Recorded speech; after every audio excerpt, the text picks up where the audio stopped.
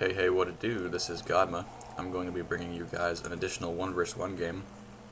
Your players for the game are going to be myself, Godma, with the new handle of Rapt, going up against KrimsonStorm here on the southern end of this map, Desert Oasis, playing as, fittingly, the red player, KrimsonStorm. Now, at the time, when I was playing this game, it would have been the second placement match for the 1 vs 1 ladder, but Blizzard, being a bunch of clowns, decided to reset all the ladder information yet again with patch 10, so whereas before with patch 9 they did a reset, they also came out with a second reset just days after that patch, so I am going to have to redo all my placement matches, all 2 of them, but yeah, this would be a game recorded from patch 9. So right now, yeah, I am playing as Terran. I'm starting my wall off pretty conventionally. I've got this first scouting SCV going down. KrimsonStorm has that first pylon out. He's probably going to be making a wall of his own, or at least the choke. He is going to be sending his probe down the right side of Desert Oasis. So both sides will get their respective scouting information. One of the things they added in patch 9 is, yes, there is a new sound effect for the chrono boost, so you guys certainly can watch for that as this play develops. Just going back over here, he's got 2 probes assigned to my SCV, now pulling all his probes off the line. A little bit of a mistake here from KrimsonStorm, but he will resume mining. Second chrono boost going off. He has a lot of probes queued up, so seems like for KrimsonStorm he's committed to a very macro heavy build. I certainly know this at this point, because I know he's really just making probes and pylons. Myself, I'm getting those 2 refineries now, as you really do need your gas pretty early as Terran. KrimsonStorm here is dropping a proximity pylon here just north outside of my base, so we are going to get some sort of cheese here from the Protoss player.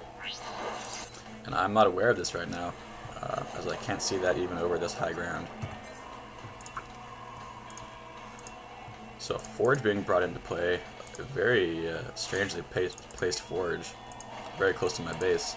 Probably going to be seeing yet another cannon rush, which, as you guys know, I am no stranger to.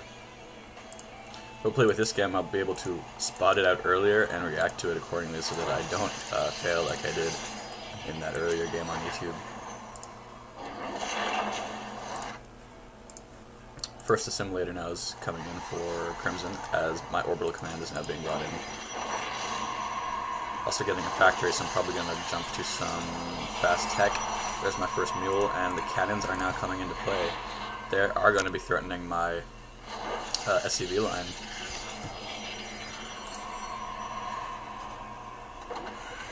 So foolishly, my supply depot was down, and this probe is going to get scouting information. He's going to see that factory. He's also going to get vision for his cannons, so not raising that supply depot in time was a fatal mistake for me, as this cannon is just going to get a bunch of kills off my SCVs because, yes, this probe is providing vision.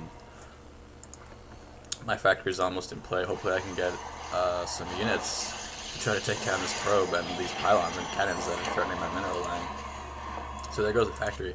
Backed over in the Protoss spectrum, he is operating off of 22 probes to now my suffering amount of SCVs, which is now at 14. Some SCVs giving their lives to try to kill the probe. What I need to be doing is, yeah, I need to find a way to successfully kill this probe, because that is KrimsonStorm's main influence in my base right now. I do have this scouting SCV over here, making sure that expansion isn't going up anytime soon. Although this probe is on a mission, so maybe KrimsonStorm is planning on an early expansion to sort of preserve his advantage. Right now he does have complete map control. He's got these cannons outside my base, preventing me from going to this expansion. And just, yeah, obviously he's watching over my mineral line as I'm forced to mine off of just 2 mineral patches. So these 2 Marines are now going to be in play, taking out that 1 probe, and that Marine will survive with the just 5 HP. But yeah, as I was saying, taking a look at income, this cannon rush has paid off for him as far as hurting my income. He's at 700 now, and I'm going to drop to around 200. And he has double my harvesters as well.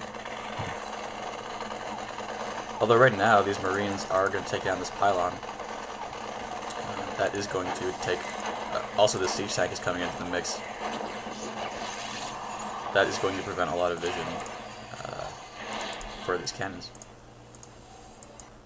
Yeah, that second nexus is coming up.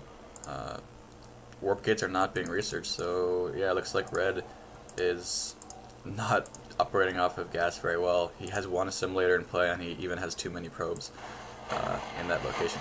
This siege tank has managed to claim 2 kills, probably getting that pylon on that first cannon. And now these remaining buildings are unable to fight back, and there's no probe here in this area to try to refortify with more buildings.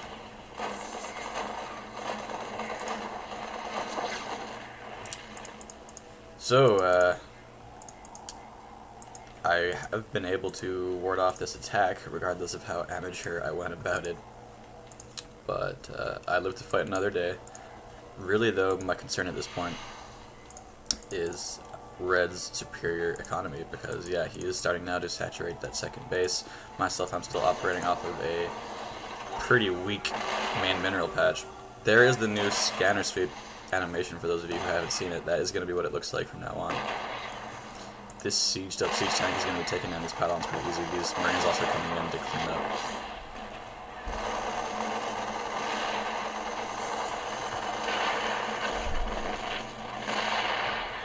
Also just making sure that that unpowered fort gets taken down. No reason not to, as it is still providing vision for Red.